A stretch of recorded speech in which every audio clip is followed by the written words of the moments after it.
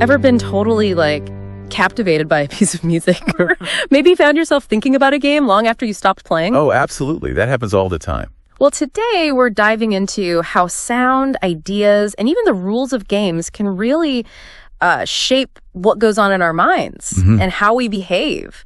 You've sent us some really fascinating stuff this time. That's right. It's quite a mix. We've got everything from how listening to audio can actually be therapeutic, something called audio therapy, and a detailed look at someone's character, right, to the whole strategic world of game theory, that, you know, the surprisingly powerful nature of memes. And not just the funny internet pictures. No, the original idea. And even song lyrics that are just packed with themes of conflict, strategy. Yeah. It's a really diverse set of sources. Our goal, really, is to pull out the most insightful connections for you. Exactly. And for someone like you listening who wants to get a solid handle on things, you know, quickly and thoroughly, we're aiming for those aha moments where it all just clicks together without getting bogged down in, like, unnecessary details. Connecting the dots. Okay, so let's unpack this. Let's start with something maybe a bit unexpected. How simply listening can have a therapeutic effect. Yeah, this audio therapy idea, it's interesting. Think of it like bibliotherapy, you know, using books for therapeutic purposes. Right, I've heard that. This is similar, but with audio recordings, mostly audiobooks, actually. The key thing, much like cognitive bibliotherapy, is that the benefit comes from the content you're absorbing through listening. So not necessarily from talking one-on-one with a therapist, like in music therapy. Exactly. It's distinct from music therapy in that way. The focus here is on the information, the principles, the guidance within the recording itself. So the power is really in the information itself, absorbed just by listening. And it's fascinating how this connects with something like cognitive behavioral therapy, or CBT. Precisely. Audio therapy can be a surprisingly effective way to deliver the core ideas of CBT. How does that work, practically? Well, these recordings can offer guidance, techniques, ways to manage your thoughts, feelings, behaviors. You're essentially learning and internalizing these CBT principles just by attentively listening. Right. It's kind of self-directed learning for coping mechanisms. And it's accessible, repeatable. You can listen whenever needed. That makes a lot of sense. It's like having a guide, but on demand. And the basic idea behind it is actually quite profound, isn't it? That what we hear can directly influence our inner state. Absolutely. The main hypothesis is that actively listening to sounds, whether it's words, music, even ambient noise, has a direct impact on our thoughts or feelings. Okay. And this in turn affects the electrochemistry in our brain, you know, and eventually our body's physiology. Which leads to this idea that audio therapy is considered a mind-body intervention, right? How exactly does that work? That's a crucial point. The National Center for Complementary and Integrative Health, the NCCIH, they define mind-body interventions as practices that use the mind's capacity to affect bodily functions and symptoms. And audio therapy fits right in. Listening is mental, obviously, but it influences the body by triggering emotional responses, shifting thought patterns, which then have real physiological effects.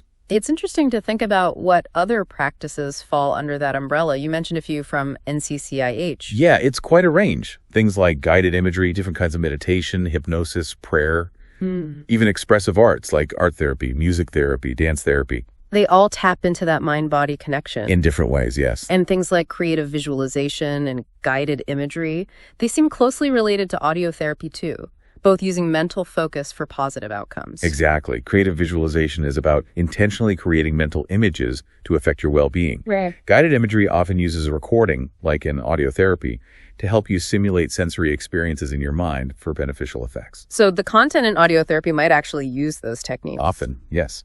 They incorporate elements of guided imagery or visualization. Okay, so our minds and bodies are deeply connected through sound, through the information we take in that way. Now let's switch gears a bit and talk about another really powerful connection. Music and memory. It's almost like a time machine sometimes. Oh, definitely. And the research here is fascinating. It's called music-evoked autobiographical memory, or MEME. MEME. Yeah. And studies consistently show the memories triggered by music are incredibly potent. They tend to be more vivid, packed with more sensory details, often more than memories triggered by, say, looking at faces. Wow, more than faces. That's surprising. Why would music have such a strong link? Well, one theory is that music might trigger these memories more involuntarily than other cues. Involuntarily. Yeah, it can sort of bypass some of our conscious effort to remember, leading to these more spontaneous, emotionally rich recollections. There's even speculation it might be linked to evolutionary survival cues, emotionally charged sounds being important. Huh. And the research backs this up, that memes have a bigger impact. It does. Compared to memories triggered by things like TV shows or even food, music-evoked memories tend to have more episodic detail, greater personal significance, more social context. Okay. And importantly, they often evoke a more positive emotional response. Plus, music seems to trigger more memories overall than food cues, and more of them are involuntary. So music isn't just passively bringing back memories, it's actively engaging the brain in a specific way. Precisely. Music can stimulate specific brain regions involved in memory processing, and over time, it might even help create new pathways for retrieving those personal memories. Pathways, like physically changing the brain. Potentially. There's speculation that activating the hippocampus key for memory and emotion might even stimulate neurogenesis, new neuron growth, or improve brain plasticity. This could be particularly relevant for conditions like Alzheimer's. That's incredible. So music could genuinely be a valuable tool for people with memory impairments. Research certainly suggests it. Studies have shown familiar music can significantly cut down the time it takes for Alzheimer's patients to retrieve memories. Really? Yes, and improve their performance on autobiographical memory tests. The memories that come back with music tend to be more specific, more emotional, and often have a more positive effect on their mood. And it's the familiar music, especially from earlier life, that works best. That seems to be the case. Those tunes really tap into early, often emotionally charged, and usually positive memories very effectively. Wow. So creating personalized playlists based on someone's history and preferences can be particularly effective for triggering these powerful memes, improving cognitive function and well-being. It really highlights that deep personal connection we have with music. Now, you also mentioned something called frisson, those musical chills. What's going on there? Yes, frisson. Those pleasurable shivers you get from certain pieces of music. It seems linked to the release of endogenous opioid peptides in the brain. Natural feel-good chemical. Exactly. Like the feeling after exercise or eating something delicious. And interestingly, the intensity might even be affected by the music's volume, or even if the room is cooler. A cool room enhances musical chills. That's a fun detail. It seems so. And neurologically, experiencing frisson is tied to increased communication between brain areas processing sounds, specifically the anterior insula and those involved in reward. So better connection, more chills. Basically, yes. And there's also a link between experiencing frisson and personality traits, like being open to new experiences. Okay, so sound, music. They have this profound ability to affect our minds, memories, even physical sensations. Now, let's take a bit of a turn and delve into the world of lyrics. Specifically, these intriguing polymath cinepop lyrics you mentioned. This seems like a whole different way ideas and themes can impact us. Absolutely. This is quite unique. These are lyrics from Hand Project 2025 by Stylies Violins and Deluxem Boogie Co., written and produced by Dan with the Plans. And he used this genre description, polymath cinepop, which is actually a registered trade and service mark. Huh. Okay. And the lyrics themselves are, well, they're quite evocative. They touch on a range of interesting, sometimes intense themes. All right, let's dive into some specific examples. The phrase threat sounds seems to immediately set a certain tone. It does. The lyrics there really focus on conflict, the idea of predators, survival. Like the line, predators fight to survive. In the dawn, they're alive. It paints a picture of a pretty competitive, maybe dangerous environment. Then there's guard the future, which shifts focus more towards protection technology. Exactly. This section talks about coding through the night to guard the future treasure, and it mentions threats like data thieves and phishers lurking in the net. So defending against digital threats, fighting binary battles to defend the light. The next one is pretty assertive. Shocktimus Prime. And yes, for all time, because what's mine is mine and what's yours is mine. That definitely grabs your attention. It's a very bold statement, isn't it? Right. Extremely possessive. It speaks to ownership, strong self-interest, absolutely no compromise, zero chance to decline. Yeah. And there's that urgency, too, because we ain't got the time. You could almost see this through a game theory lens, trying to establish dominance quickly. Right. We'll get more into game theory soon. Then we have FU, yeah, I see, which takes a darker turn towards disrespect, maybe dominance. This one is definitely more confrontational, even dismissive. The lyrics include lines like, "If not rotting in the sun, you'd agree, turd, that your dark soul is gone." It's conveying a strong sense of superiority, harsh judgment. There's a definite warning embedded there. Okay. Then Villains in the Mirror seems to explore karma, justice. Yes, exactly. This section talks about karma's bite catching all, and it expresses joy to see them fade, referring to wrongdoers, people who betrayed themselves. It suggests a satisfaction in seeing negative actions have consequences. In Neon City Nights, feels different again, more about resilience and chaos. I think so. Despite the dark chaos, there's this sense of thriving under City Nights. The lyrics talk about boundless energy, a collective rising, rise together on this greasy-ass ride. It evokes finding strength, maybe unity, in a gritty, fast-paced world. There's also this recurring line in another track, Boble emergency, Jeff Lynne is not involved yet. What's that about? It feels almost like an inside joke.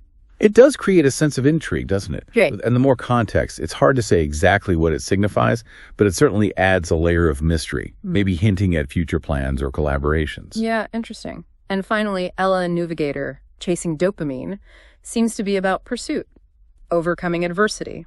This track focuses on chasing the darkness far away and the idea of predate lest we be the prey. There's a strong feeling of overcoming challenges, like in the chorus, I will rise from the depths, resilience again, escaping negativity.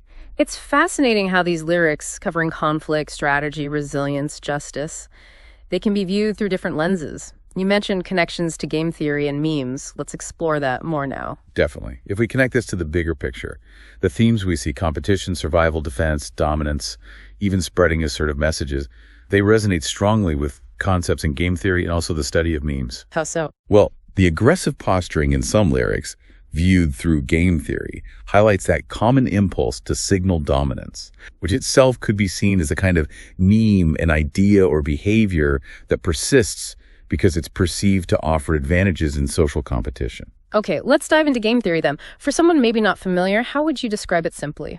At its heart, game theory is like a framework, really, for understanding strategic interactions. It's about figuring out the best moves when what you get depends not just on what you do, but also on what others do. Like in chess or negotiations? Exactly. Or even simpler things. Imagine friends deciding on a movie. A Nash equilibrium, key concept, is reached when everyone agrees on a movie and no single person feels they'd be better off picking a different one, assuming everyone else sticks with the group choice. Okay. And there's a distinction between cooperative and non-cooperative games. Yes. Simply put, in cooperative games, players can make binding agreements, like forming alliances or partnerships. Think business partners. In non-cooperative games, players act more independently. Any agreements only hold if they're self-enforcing, meaning it's in everyone's own best interest to stick to them. Think competing companies in a market. So cooperative theory looks at alliances, collective payoffs, while non-cooperative focuses more on individual actions and that Nash equilibrium idea. Precisely. Nash equilibrium is central to non-cooperative game theory. It's a state where everyone is playing their best possible strategy, given what everyone else is doing. No one can improve their situation by unilaterally changing their strategy. Well, that was a big deal, right? Nobel Prize winning. Huge deal. John Nash, along with Reinhard Selten and John Harsanyi, won the Nobel in economics for their work on it. Game theory sounds potentially quite complex. How do you actually represent and analyze these games? There are a couple main ways. One is the extensive form. Think of it like a game tree or a flowchart showing the sequence of moves over time. You can use techniques like backward induction, starting from the end and working backward to figure out optimal strategies. Sure. The other is the normal form, or a strategic form. This usually uses a payoff matrix, basically a table showing all players, their possible strategies, and the outcomes or payoffs for each combination of choices. And is game theory just about predicting what people will do, or does it also suggest how they should behave, like prescriptively? That's a good question. Some view it normatively, suggesting how rational players ought to behave to maximize their outcomes. The idea is, if you're in a Nash equilibrium, you're playing optimally given other strategies. But that's debated. Oh, yes. Whether it truly captures rationality or the right way to act in all situations is definitely debated. It sounds like game theory pops up in a really wide range of fields. You had some examples. Absolutely. It's incredibly broad. project management for making decisions with competing interests. The ultimatum game, where one person proposes splitting money, the other accepts or rejects, shows how fairness influences economic decisions. Right, I've heard of that one. The classic prisoner's dilemma illustrates the tension between cooperation and self-interest. Evolutionary game theory applies it to biology, looking at how strategies evolve in populations. Wow. Then there's computer science and AI, developing strategies for complex games using heuristics, reinforcement learning. It's used to understand social norms, ethics, even infectious disease dynamics. Seriously? Yes. Plus defense applications, political economy, analyzing historical events like the Cuban Missile Crisis, tackling global issues like climate change, and you even see it reflected in pop culture shows like Liar Game, movies like Crazy Rich Asians or Molly's Game. That is a truly vast range. Okay, let's switch gears again slightly. Let's talk about memes. Now, when we hear that word today, we usually think of, funny internet pictures with captions, but the original concept was quite different, wasn't it? That's a really important distinction, yes. The original idea of a meme, which comes from Richard Dawkins, is much broader. He defined it as a unit of cultural transmission, or a unit of imitation. Think of it like a cultural gene, an idea, behavior, style, or usage that spreads from person to person within a culture. A cultural gene. Okay. And Dawkins used this idea even to understand something like religion. He did. He suggested analyzing religion not just through its biological or social functions, but as the evolution of self-replicating ideas, memes that spread and persist, sometimes independent of whether they offer a direct biological advantage to the people holding them. That's a different way of looking at it. You mentioned 7 categories for how these memes replicate. Could you maybe give us a quick sense of what those are, maybe with an example? Sure. So there's quantity of parenthood ideas, encouraging having kids who then inherit the ideas. Think of religious injunctions to be fruitful. Efficiency of parenthood involves ideas making it more likely kids adopt your beliefs, like maybe homeschooling or religious schools. Proselytic memes push people to actively spread the idea, like missionary work. Preservational memes encourage sticking with the idea and rejecting others, like strong traditions or dogma. Makes sense. Adversative memes promote attacking competing ideas. Cognitive memes are ideas that just seem intuitively plausible or useful and spread more passively. And motivational memes are ones people adopt for perceived personal benefit, even if they don't push it on others. And these individual memes can cluster together, right, into memeplexes. Can you give an example we'd recognize? Exactly. Memeplexes are groups of memes that often travel together because they support each other. A political ideology is a great example. Like liberalism or conservatism. Precisely. Each is a complex bundle of related ideas, memes about economics, social issues, governance, and a new idea that fits well within that existing cluster might get adopted more easily. It can sort of piggyback on the success of the memeplex. Religious doctrines are another classic example. But this whole concept of memetics, it's faced some criticism too. Yes, it has. One main criticism is that culture might mutate and change too quickly, too chaotically, for the gene analogy to hold perfectly. Some argue the units aren't discrete enough, or that it oversimplifies the complexities of cultural evolution and doesn't provide strong predictive power. And then there's the modern internet meme. How does that fit in with Dawkins' original idea? Well, the internet meme, the image video catchphrase that spreads rapidly online, often evolving as it goes, is definitely a direct descendant or maybe a specific highly visible type of meme in Dawkins' sense. Just supercharged by technology. Exactly. The internet provides an incredibly efficient medium for replication and mutation of these cultural snippets. They play a huge role now in online communication, cultural trends, humor, politics, even finance, with things like meme stocks. Right, the meme stocks. So let's try and bring these threads together. How do those lyrical themes we talked about earlier connect more concretely with game theory and this idea of memes? Well, you can definitely map the lyrical themes of competition, survival, asserting dominance onto game theory concepts. Players making strategic moves in a social landscape. The very assertive, possessive messages in tracks like Shaktimus Prime. That's a clear strategic signal, an attempt to establish a strong position. Okay. And thinking about how those strong messages, those specific phrases or attitudes might resonate and spread, that's the meme aspect. The lyrics themselves, or the ideas they represent, become cultural units that can replicate if they strike a chord with listeners. And what about audio therapy and the music memory connection? Do those fit into this broader framework of information spreading and influencing us? Could they be seen as types of memes? That's an interesting way to think about it. You could argue that our brains might be particularly receptive to certain kinds of informational patterns or memes, the structured guidance in audio therapy, or the emotionally resonant patterns in music that trigger memes. Perhaps these are highly effective informational memes because they tap into fundamental cognitive or emotional processes. Music, with its strong emotional hooks, might be an incredibly potent delivery system for memes related to personal identity and memory. This is all incredibly thought-provoking. Right. Now, you also mentioned a character assessment of someone named Daniel Steich. How might insights from that assessment tie into these ideas of games and memes? Right. The assessment provides a profile, things like tolerance levels, persuadability, compliance, intellectual capacity, creativity, key motivators. Okay. These traits could absolutely influence how someone like Daniel Steich approaches strategic interactions, games, both literal and metaphorical. High creativity might lead to novel strategies. Persuasiveness affects how well they spread their ideas, their memes. So personality influences the game and the meme spreading ability. Plausibly, yes. Someone motivated by, say, competition versus collaboration would likely engage differently. Their intellectual level might affect their ability to understand complex game dynamics or craft resonant messages. It's about how the individual player's characteristics shape their interaction with these broader concepts. It's like understanding the player gives you clues about the games they'll play, the strategies they'll use, and maybe the kinds of ideas they'll champion or be drawn to. Now, to bring one more fascinating perspective into this mix, you mentioned excerpts from Rick Rubin's book, The Creative Act. How do his principles connect to all this? Rick Rubin's perspective is really interesting here. He talks about creativity not just as making art, but as a fundamental way of being in the world. He puts huge emphasis on awareness, on really paying attention to everything, refining our sensitivity. A way of being. Yeah. His idea is that we're all sort of living as artists because we're constantly perceiving, filtering, curating our experiences.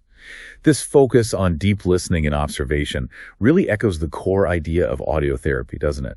Attentive reception being key. That's a powerful connection. So creativity isn't just for artists in the usual sense. Exactly. He talks about awareness as observing without attachment, just taking things in to build this internal treasury of material. He also stresses immersing ourselves in great works, the canon, not to copy, but to broaden perspective, find inspiration. And he constantly reminds us that everything changes the world, ourselves, so our work and understanding will always evolve. He also talks about looking inward for material, which ties back to that idea of personal memory and experience we discussed with music. Yes, absolutely. He stresses that our inner world feelings, thoughts, sensations is this incredibly rich, surprising source. He even suggests practical things like keeping a dream journal to capture those fleeting internal ideas. That inner landscape, tapped into by music, is a source Rubin says we should mine. And what about when creativity stalls? When we hit a block, does he offer ideas there? He acknowledges that strong emotions can definitely get in the way. He suggests strategies like consciously lowering the stakes, just taking the pressure off yourself to create something amazing right away. Okay.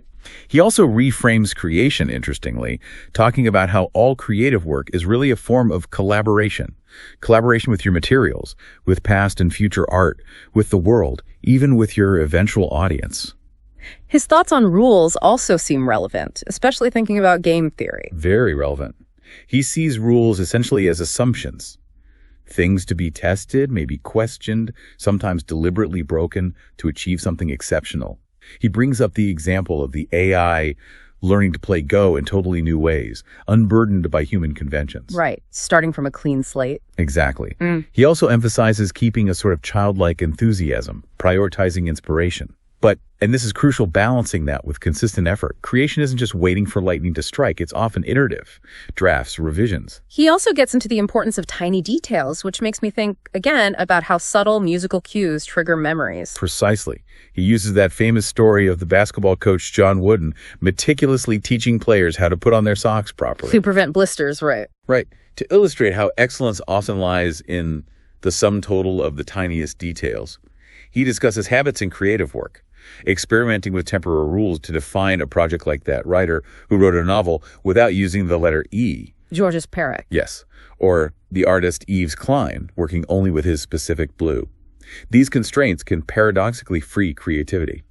So ultimately, according to Rubin, what's the real point of creating something? What's the goal? He suggests the fundamental purpose is really about sharing who we are, how we see the world. And he emphasizes that true success is internal, that feeling of satisfaction with the work itself, not external validation or praise. That's a different metric. It is. He encourages embracing change, following passion, developing your unique point of view. He even talks about competing with your own past work as a quest for evolution, stripping things down to their essence. He reminds us that all art is a form of poetry, open to shifting interpretations. And he warns against tuning out your own vision due to external pressures. Trust your instincts, those unexpected whispers out of time. It sounds like a very intuitive process, but also requires work. Both. He acknowledges the anxiety of starting new projects, but stresses trusting the process. Artists are also craftspeople. Insights come through both inspiration and effort. He even mentions things like A/B testing creative choices, refining through comparison. But ultimately, he circles back to the idea that all that matters is the work itself, and its deepest meaning might always remain a bit elusive. That's a really profound and comprehensive way to look at creativity, and it offers lessons that seem applicable way beyond just painting or music. Absolutely. That emphasis on awareness, questioning assumptions, trusting the process, the interplay of intuition and effort, it really connects with all these different threads we've been pulling on today. So just to quickly recap some of the main points for everyone listening, we've journeyed through the therapeutic potential of just listening, that incredibly strong link between music and our personal past, the strategic thinking behind game theory, how ideas spread like viruses, memes, and Rick Rubin's deep insights into the creative act itself. It's amazing how these seemingly different areas all touch on fundamental aspects of how we think, feel, and interact with the world around us. And for you, our listener, hopefully this deep dive hasn't just given you some new information, but maybe a fresh lens, a different way to view the things you encounter every day, the sounds you hear, the strategic situations you navigate, the ideas that grab your attention. Yeah. And maybe let's leave you with this final thought to mull over. In our world where we're just constantly bombarded with information, with interactions, how can you consciously curate the audio environment, the ideational environment you surround yourself with? And how might understanding the principles of games, these strategic undercurrents, help you navigate complex situations more effectively? And ultimately, how might all of this shape the ongoing creative act that is, your own life? We encourage you to keep exploring those questions.